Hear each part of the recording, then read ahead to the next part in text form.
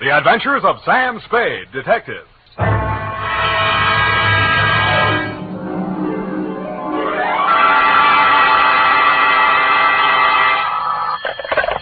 Spade Detective Agency. Bernadine, anything wrong? You sound almost human. It's not Bernadine, Sam. It's me, Effie. F. But I'll tell Bernadine about your compliment. How are things? Well, I've made out as best I could. I don't want you to think that I begrudged you a vacation. After all, you have worked hard. You did deserve it. Sam Spade, is that all you have to say to me? I'm not putting the blame on you. After all, it is a state law, so I can hardly accuse you of letting me down at a time when I needed you most. You might at least ask me if I had a good time. I'm sorry if your conscience bothered you. Oh, well, it didn't. I had a divine time, and I met all sorts of interesting people. Mostly men. You don't say.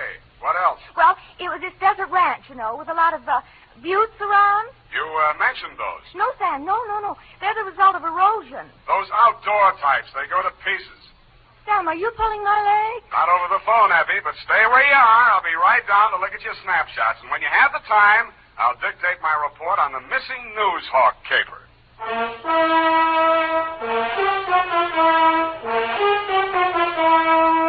Dashiell Hammett, America's leading detective fiction writer and creator of Sam Spade, the hard-boiled private eye, and William Spear, radio's outstanding producer-director of mystery and crime drama, join their talents to make your hair stand on end with the Adventures of Sam Spade. And now, with Howard Duff starring as Spade, greatest private detective of them all, in the Adventures of Sam Spade.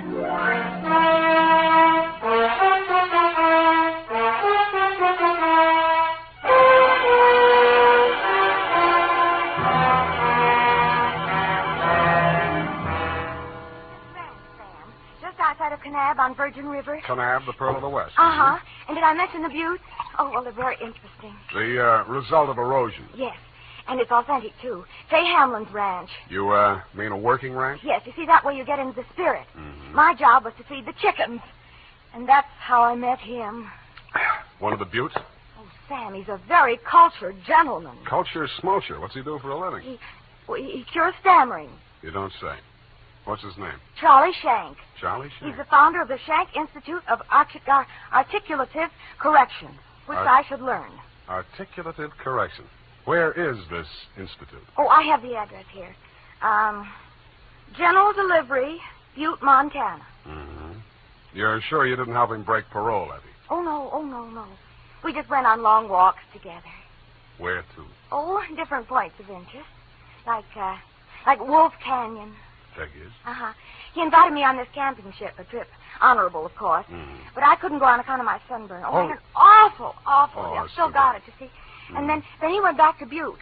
He had to leave in such a hurry he couldn't even say goodbye. Wow. It was a pity, too, because an old friend he hadn't seen in years came looking for him just a few minutes later. With a warrant? No, he was an attendant in a nearby hospital. Mental? Oh, yes, very intelligent. He read me some of his poetry. Maybe you've heard it. A loaf of bread, a jug of wine, and thou. Wait a minute. Isn't that the Rubaiyat of Omer Khayyam that was written by a guy named Fitzgerald? Of course, that's his pen name. Quite a penman. Yes, but he's paid his debt to society. And the other time it was a bad beef. Oh, He told me all about it. Yes. He cried on my shoulder afterwards. Sweetheart, when you make a mistake, it's a beaut. Sam, nothing happened. Well, I'm glad he cured you of stammering anyhow. Ready? Oh, yeah. I got a brand Work, new you notebook. know. Life goes on. I got a brand new notebook, Sam. I'll just turn over a new leaf. Not a bad idea, dear. Date July 18 to Mr. Alex M. Youngblood. Try that again. Mr. Alex M. Youngblood, P.O., Box 317, San Francisco. From Samuel Spade, license number 127596. Dear Mr. Youngblood, I need a vacation myself. You need Charlie Shank. Sounds hard, Sam. Fortunately, until I met you, my only experience with any of the men and women who make your newspaper run had been with one of your corner newsboys who shortchanged me 2 times within as many days. I have not read your rag since. But your name looked imposing, and so did the $300 check upon which you had written it.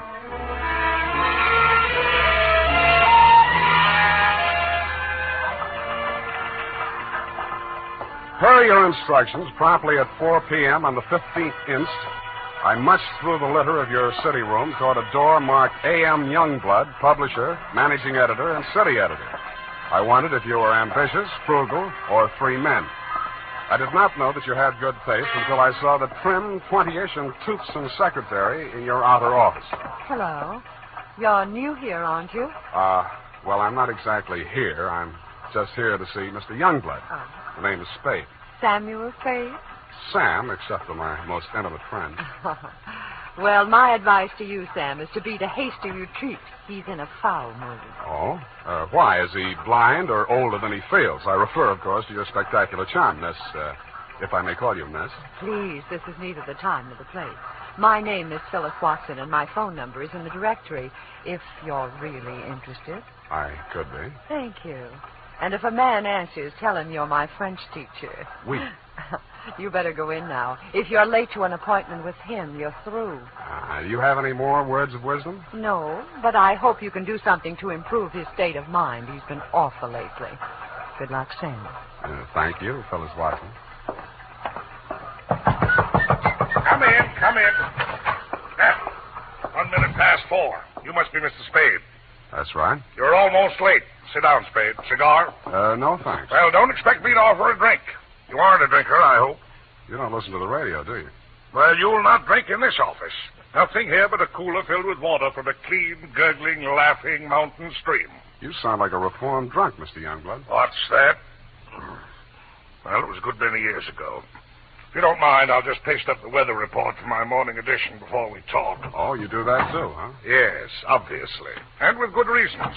I remind myself that I was once a copy boy, and I find it a splendid way to, at least once each day, to lower myself to the level of the working man.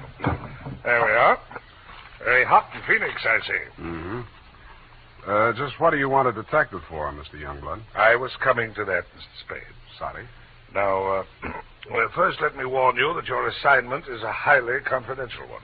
They all are. In this case, a man's life may be at stake. Mm-hmm. The situation: my newspaper, at my order and under my guidance, has launched a campaign against crime. Not aimed at the petty criminal, but at the easy-living leeches at the controls of the rackets, the hoods in bankers' clothing, the mansion-house parasites who direct the pickpockets, the second-story men, the housebreakers, who gamble away $500,000 a year and pay income tax. Don't go to pieces. Of that amount. Yes, I understand. You're after the boys on the safer side of the fences. Nicely put, Spade, yes. Thank you. Well, the long and short of it is this. The author of the expose series, Ray McCulley, my top crime reporter, has been missing for 2 days. I want you to find him. What makes you think he's still alive? Good heavens, Spade. Why must you suggest that he isn't? Because if I were a mansion-housed parasite in danger of being unhoused by a Newshawk, I'd see said Newshawk standing in a cement block on the bottom of the bay. I will accept that only when no stone has been left unturned. Every straw and every haystack has been searched. Every... nook and cranny? Yes. Sounds as though you need at least one police force, Mr. Youngblood. Now, why don't No, you impossible. We've already had a brush with the police over the expose. I'll not be dictated to at this stage of the game. I started this investigation, and I'll finish it alone. Well, it's a pretty big order, Mr. Youngblood, but times are tough. I'll see what I can do. Good. I hereby turn over to you all the resources and power of this, my newspaper. When one of my reporters is in trouble or danger, sir, I will spend every penny of my fortune, if necessary, to deliver aid and succor to his side.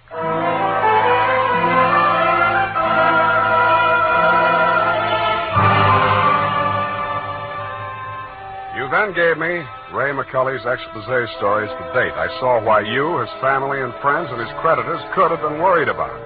They were hot. One followed a stolen car from the time of the heist through the alteration of the body color, tire brands, license number, motor serial number to the time it was shoved onto a used car lot. They named names all the way through. And another did the same to the firm of Otter, Badger, and Mole, furriers, and alleged manufacturers of coats from clouted pelts. Ray McCulley had dropped out of sight right after that story had been published. So I left your office hoping that I'd reach the address of Otter, Badger, and Mole before closing time. I did.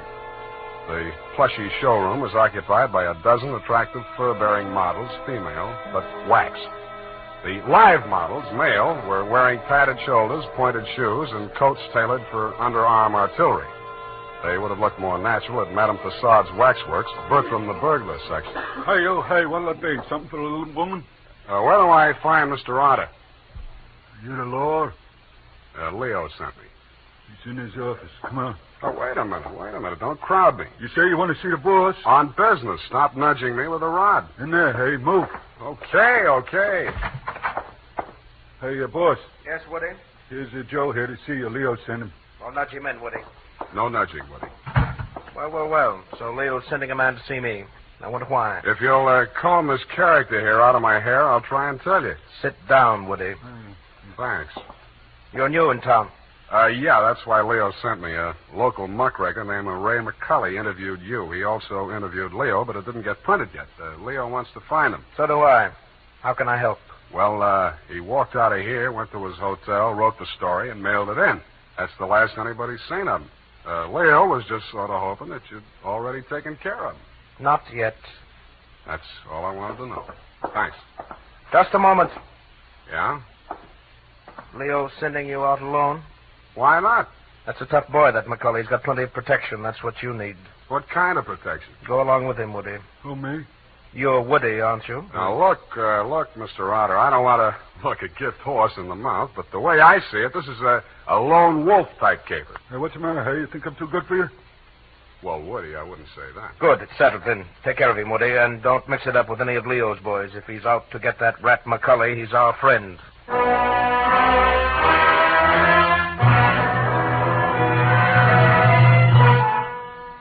I was beginning to wonder who Leo was. I'd grabbed the name off a calendar on the wall, Leo's Van and Storage. I didn't know whether he was the Leo Mr. Otter didn't like, and I hoped I wouldn't find out. The best way I could think to keep from finding out was to shake Woody. On the way uptown, I walked him past 4 police stations. Crossing Market Street, I pushed him straight into the arms of a traffic cop who begged his pardon and let me off with a warning. At the Blue Bottle Bar and Grill, I gave Joe, the bartender, the Mickey Finn sign, but Woody liked it. He ordered another. Then he said he knew a place on Columbus where the drinks were even better. It was called Leo's Place. I wondered if that meant anything. Hey, oh, hey. Who, me, huh? I want your drink. Don't you like this joint? Yeah, sure, it's fine. We're not getting anywhere, though. You really take your work serious. Me, when I go gun for somebody, I go where I'm least likely to succeed. You live longer. Yeah. Woody, what do you know about this guy, McCully? You hear the boss. He says he's a rat. Yeah, but he said he's got plenty of protection. Who's furnishing it? Well, you see, there's a... Boy, oh, boy. Look at what just walked in. I looked. What I saw was not disappointing. She was wearing a skin-tight black satin with a plunging neckline and a new look only in places where it didn't matter. But she still looked enough like your secretary, Phyllis Watson, to be out of place in Leo's place. She didn't stay there long. She made a beeline through the kitchen to the rear exit. I made a beeline right after her. Woody was breathing down my neck as I started up the rickety outside stairway at the back of the building. I stopped the landing and turned around to face him. See you later, Woody. I didn't wait to see if he made it all the way to the bottom of the stairs. I was more interested in what was going on at the top. A door had opened, and Phyllis stepped inside. The man who let her in looked like Ray McCully. Who are you? The name is Spade. I don't know that name. Your boss hired me to find you. Private Dick? Yeah. Can I talk to you for a minute? Sure. Put your hands behind your neck and walk up slow. Okay. All right. Go inside. What's the matter? You're not acting glad to see me. This is the guy, fellas. Yes. Alex hired him this afternoon. There, you see. Now, what do you want me to tell Youngblood? You're not going to tell anybody anything. Oh. It caught me right behind the ear. The last thing I saw was that plunging neckline as Phyllis rushed forward. I didn't know whether she was rushing to my rescue or to get in a few licks of her own. 5 seconds later, I didn't care. As the design of the linoleum slammed up at me, I had just time to wonder why, of all the people who were looking for Ray McCully, I had to find him. Then I was out. Boing. Maced for my pains.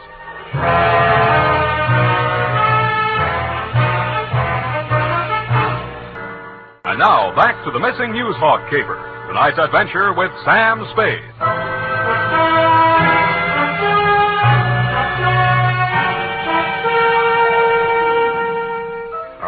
on the floor in a room with nothing in it but a sink, an army cot, a square of dirty linoleum, and a body. I staggered to my feet, ran some cold water over my head, and took a closer look. It was Ray McCulley. He was a very dead crusading reporter.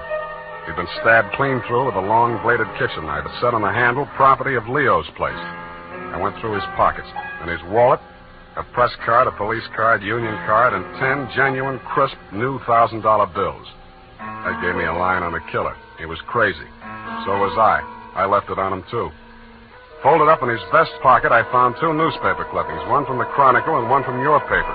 Both weather reports for the same date. It was very hot in Phoenix, according to both papers. But according to your weather report, the temperature in Needles, California was 135 degrees. That needled me. So did the slip of paper I found on his shoe. The number 9 and a date had been stamped on it with a rubber stamp. The date was the same as that of the weather reports. I turned it over. It said Ruthie's Booth, Manson Bowling Alley.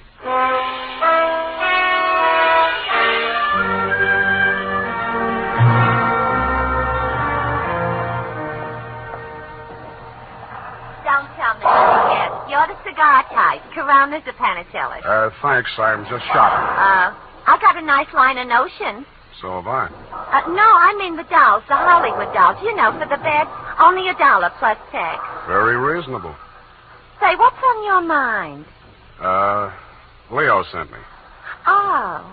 Are you going to collect the slips hereafter? Well, not tonight. You see, I'm sort of a troubleshooter. Leo's checking up on some of the numbers that didn't come out right. Listen, I'll tell him to his face I don't want any part of those wrong numbers. They're scary. Nuts.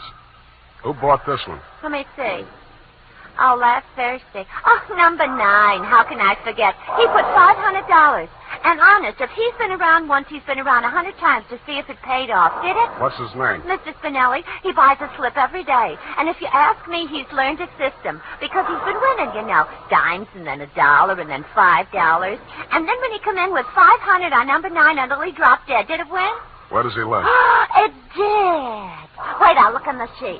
Hey, somebody else was in just this afternoon. Give me that address. Hurry up, will you? It's right around the corner on Manson, 810. Say, maybe that's his system, 8 and 1. Don't that add up to 9? Hey, what's the matter? Where are you going in such a rush?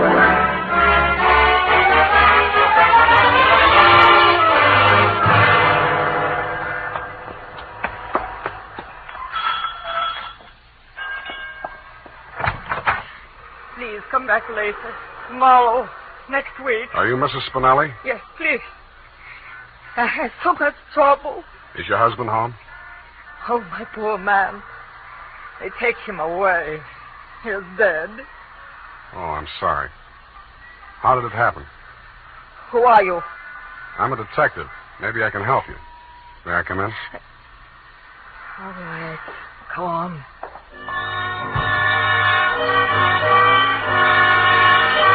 It took quite a while to gain her confidence, and after that it took still quite a while to piece together the grief-stricken grumble of words that poured out of her. When I got it down in the form of a statement, I asked her to read it over. Item, statement by Mrs. Arturo Spinelli.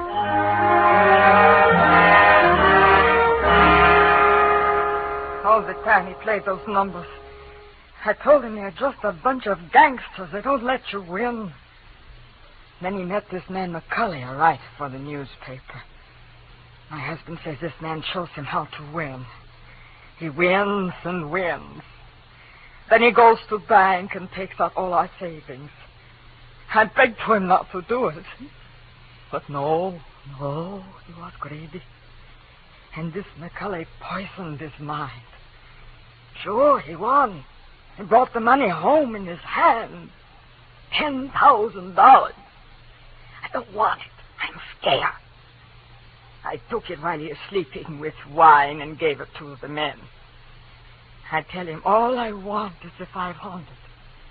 He tried to tell me we do good. We help catch the big gangsters. I say we don't want to do so good we get murdered in our beds. So he says, okay.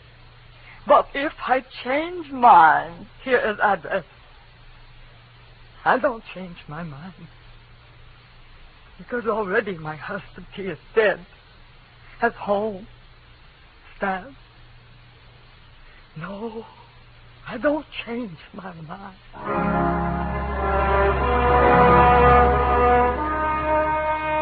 She signed it, and I left her alone with her grief. I wasn't working for you anymore, Mr. Youngblood. You hired me to find your reporter, and I had. And I wished I hadn't. The rest of it I did for myself. You weren't in your office when I got there, but Phyllis was.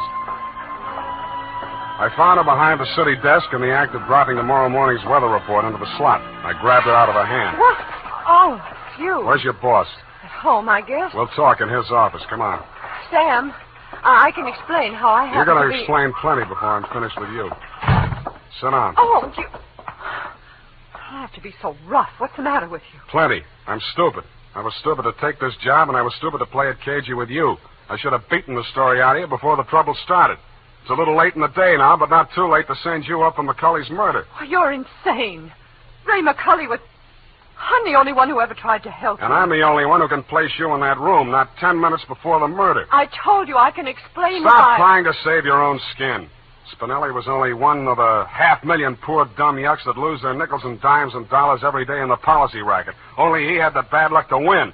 There won't be any more lucky dead people like him if I have to make a patsy out of you to stop it. It won't stop it. Nothing will. Ray talked big and brave like you. Now he's dead. Yeah, with $10,000 dirty money in his wallet. I won't let you say things like that. Ray was an honest reporter, too honest. He thought Youngblood meant what he said about that cleanup campaign. Yeah, he did. He wanted to run this town by himself, clean up his competition. When Ray started collecting material on the numbers racket, he still thought Youngblood was on the level. But that was before he stumbled onto the thing about the weather report. Yeah, that was a new one. The old Dutch Schultz mob used to add up the stock market quotations. If they cheated, they knew their customers weren't good enough at arithmetic to prove it. But who knows how hot it is in Phoenix unless they live there. I don't know what you're talking about. Listen, that's how the number game works, sweetheart. The suckers pick a number from 1 to 10, see? The operators tally up the slips, and the least popular for that day has to win. The weather report doesn't have to pass through the copy desk, and with Youngblood pasting it up with a few strategic corrections, it was easy to make their winners look as if they were on the level. Oh. But, of course, you had no way of knowing that. You only watched them do it day after day. You know, I couldn't understand why he did those things. It seemed silly falsifying a weather report, but it didn't seem as if it could do any harm. What did you meet McCulley for? To get your cut of the 10 grand Spinelli was killed for? How dare you? I went there to warn him about you. Who killed him? I don't know. You're lying. All right, I'm lying. But I can prove that Ray was on the level. I've got the proof right here. The whole story he wrote on the numbers racket, even naming Youngblood as the head of it, his own publisher. I went there to get it. I was going to take it to another newspaper. Why didn't you? I can't tell you that. You don't have to. Mrs. Spinelli was confused, grief-crazed. She had to put the blame on somebody, and when she did, she got her revenge the only way she thought she could. She may have been right about that, but she killed the wrong man. Why didn't you tell me you knew who killed Ray? I wanted to give you a chance to tell me yourself. I'm glad you didn't.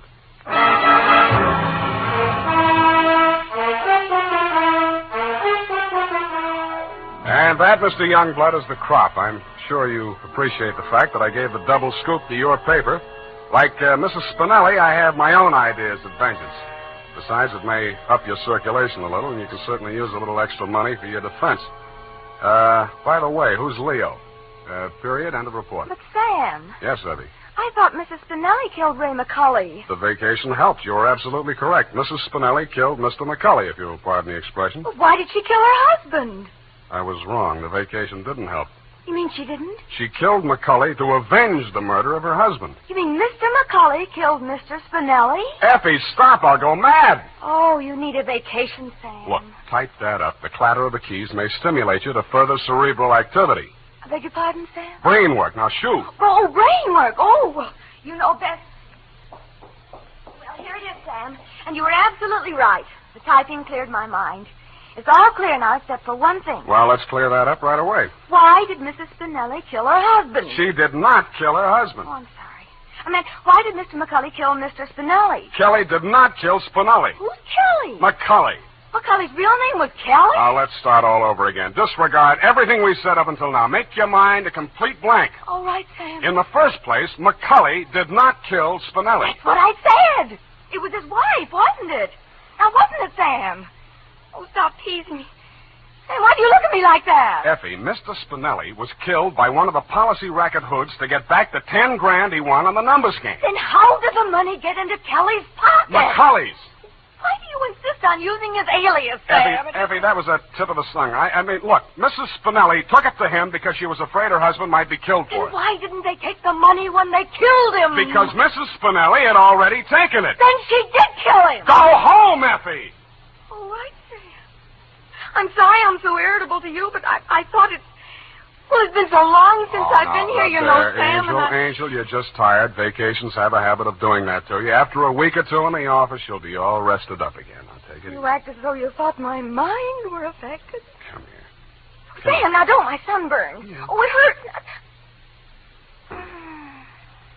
It's nice to have you back. You look good, too. All tanned and healthy. Your roof. It's great. I think my nose is peeling. Well, don't pick at it. Good night, Sam. Good night, sweetheart.